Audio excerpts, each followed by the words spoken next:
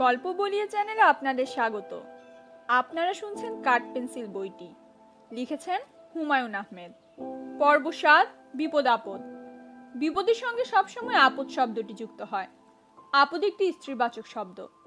অনেক বিপদ স্ত্রীলোক নিয়ে আসে বলেই কি আপদ? আমরা বলি আপদ জুটেছে, এর অর্থ নিশ্চয়ই বিপদ নিয়ে আসবে এমন এক মহিলা কপালে জুটে গেছে। আমার দীর্ঘ জীবনে অনেক আপদের মুখোমুখি হয়েছি। তারা স্ত্রীলোক হিসেবে যেমন এসেছে, পুরুষ হিসেবেও এসেছে। কিছু গল্প করা যেতে পারে। শহীদুল্লাহ হলে থাকি, হাউস টিউটর। এক ছুটির দিনে আপদ জুটে গেল। ড্রয়িং রুমে গোফওয়ালা এক যুবক বসা, গাট্টা গুট্টা শরীর, অতি গম্ভীর, নাম বাহাদুর। সে লেখক স্যারের সঙ্গে দেখা না করে বিদায় হবে না, প্রয়োজনে 24 ঘন্টা ঠায় বসে থাকবে। আমি আপদের সঙ্গে দেখা করতে গেলাম।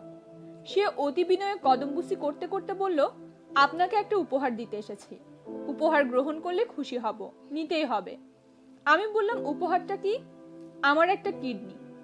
আমি বললাম, আমার 2টা কিডনি সচল, তোমারটা আমার প্রয়োজন পড়ছে না। যদি কখনো প্রয়োজন পড়ে সে কারণে জানিয়ে রাখলাম। স্যার, আপনি ধরে নিন আপনারই একটা কিডনি আমার শরীরে। যখন খবর পাবো দিয়ে যাব, নো ডিলে। আচ্ছা যাও, প্রয়োজন হলে খবর দেব, এখন যাও, কাজ করছি। বাহাদুর বলল, মাঝে মাঝে আমি খোঁজ নিয়ে যাব কিডনির প্রয়োজন পড়লো কিনা। আমি বললাম, তোমাকে এসে খোঁজ নিতে হবে না, ঠিকানা রেখে যাও, কিডনি নষ্ট হলেই খবর দেব। যুবক বলল, আমার কোনো স্থায়ী ঠিকানা নেই, এক এক সময় এক এক জায়গায় থাকি, আমি এসে খোঁজ নিয়ে যাব। আমাকে বলতে হলো আচ্ছা। আমার জীবনে উপগ্রহের মতো আপদ জুটে গেল। সে অদ্ভুত অদ্ভুত সময় এসে খোঁজ নেয় আমার কিডনির কোনো সমস্যা আছে কিনা। সে যে নিজের কিডনির খুব যত্ন নিচ্ছে সেটা জানাতেও ভোলে না। স্যার, চা সিগারেট ছেড়ে দিয়েছি, এতে কিডনির ক্ষতি হতে পারে। নিয়মিত ব্যায়াম করছি, দৈনিক 7 গ্লাস পানি খাচ্ছি। আপনাকে তো একটা খারাপ জিনিস দিতে পারি না। আপনার ব্লাড গ্রুপ কি? আমার ও পজিটিভ। ব্লাড গ্রুপ জানি না। ব্লাড গ্রুপ জেনে রাখবেন স্যার, কিডনির ম্যাচিংয়ে লাগবে। এই কিডনিওয়ালাকে আমি একবার চাকরিও দিয়েছিলাম। 3 মাসে নুহাসপল্লীতে চাকরি করেছে। এখন অনেক দিন তার খোঁজ নেই।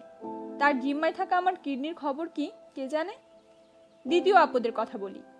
এই আপদ স্ত্রীলোক, 18-19 বছরের তরুণী, বাড়ি চিটাগাং। ঘটনাটা বলি। কি কারণে যেন চিটাগাং গিয়েছি। উঠেছি এক হোটেলে। আমার কলেজিয়েট স্কুলের বন্ধু ওম প্রকাশ আমার সঙ্গে দেখা করতে এসে বলল, দোস্ত, হিন্দু বিয়ে কিভাবে হয় দেখবি?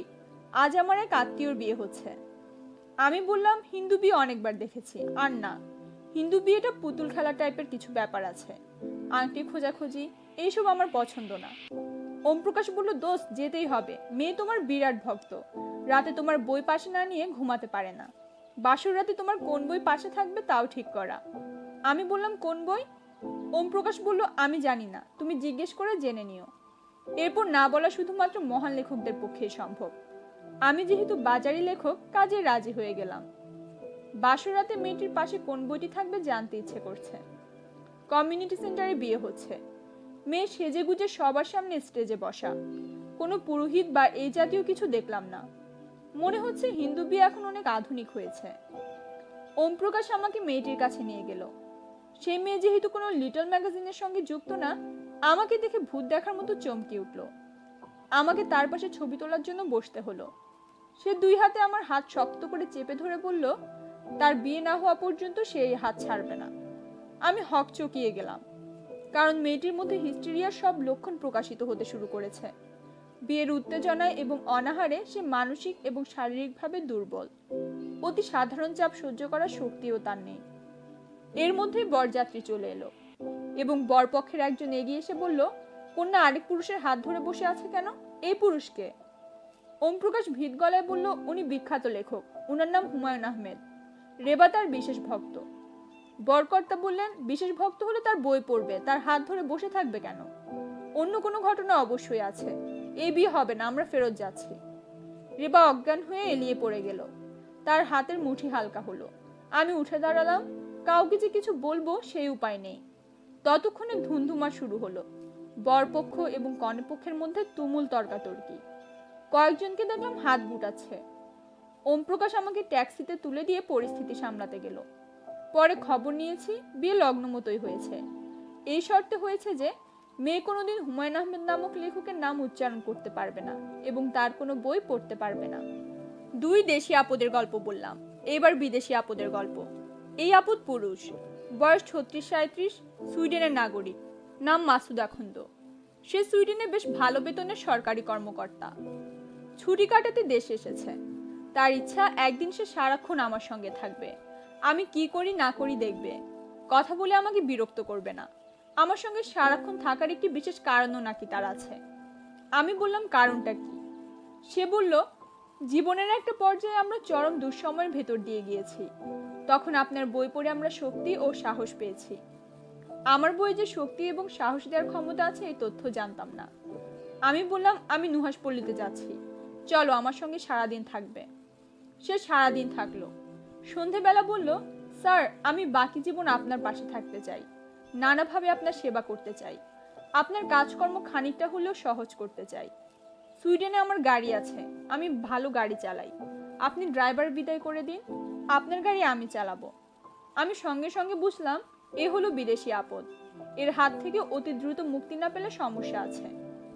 আমি বললাম, আমি আমার নাটক এবং ছবির কাজের টেকনিক্যাল লোকজনের সাহায্য নেই, ক্যামেরাম্যান, এডিটর, এইসব। সেই যোগ্যতা তোমার নেই। যদি কোনোদিন যোগ্যতা হয় তখন দেখা যাবে, এখন বিদায়। 3 বছর পর এই যুবক আবার উপস্থিত। আমাকে পা ছুঁয়ে সালাম করে হাসি মুখে বলল, স্যার আমাকে চিনতে পারছেন? আমি বললাম, না। আমার নাম মাসুদ আখন্দ, এখন চিনেছেন? না। যুবক আহত গলায় বলল, স্যার আপনার সঙ্গে বাকি জীবন থাকার জন্য আমি টেকনিক্যাল কাজ শিখেছি। সুইডিশ ফিল্ম ইনস্টিটিউট থেকে এডিটিং, স্পেশাল এফেক্ট এবং ডিরেকশনে ডিগ্রি নিয়েছি। আমি মনে মনে বললাম, খাইছে আমারে। প্রকাশ্যে বললাম, এখন তোমাকে চিনেছি। তোমার সরকারি চাকরির কি হলো? চাকরি ছেড়ে দিয়েছি স্যার। বাকি জীবন বাংলাদেশে থাকবে? অবশ্যই, বাংলাদেশে থাকবো এবং আপনাকে সাহায্য করব। তোমার স্ত্রী, ছেলে মেয়ে বাংলাদেশে আসতে রাজি হবে? স্ত্রী রাজি না হলে ডিভোর্স দিয়ে চলে আসবো। মাসুদ আখন্দ তার স্ত্রীকে ডিভোর্স দিয়ে এখন বাংলাদেশে আছে।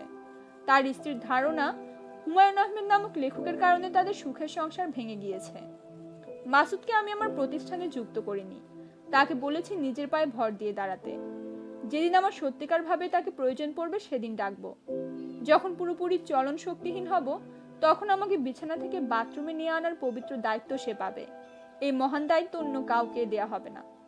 মাসুদ আখন্দ বিপুল উৎসাহে বাংলাদেশে তার কার্যক্রম শুরু করেছে। ফিশবোন ফিল্মস নামে একটি প্রতিষ্ঠান রয়েছে তার, যেখানে ভিডিও নাটক এবং ফিল্ম তৈরি হবে। একটি নাটক সে তৈরিও করেছে। নাটকটা আমাকে দেখানোর মতো উন্নত মানের হয়নি বলে আমাকে দেখাচ্ছে না, অন্যদের দেখিয়ে বেড়াচ্ছে। আমার শুভকামনা তার প্রতি এবং তার প্রতিষ্ঠানের প্রতি।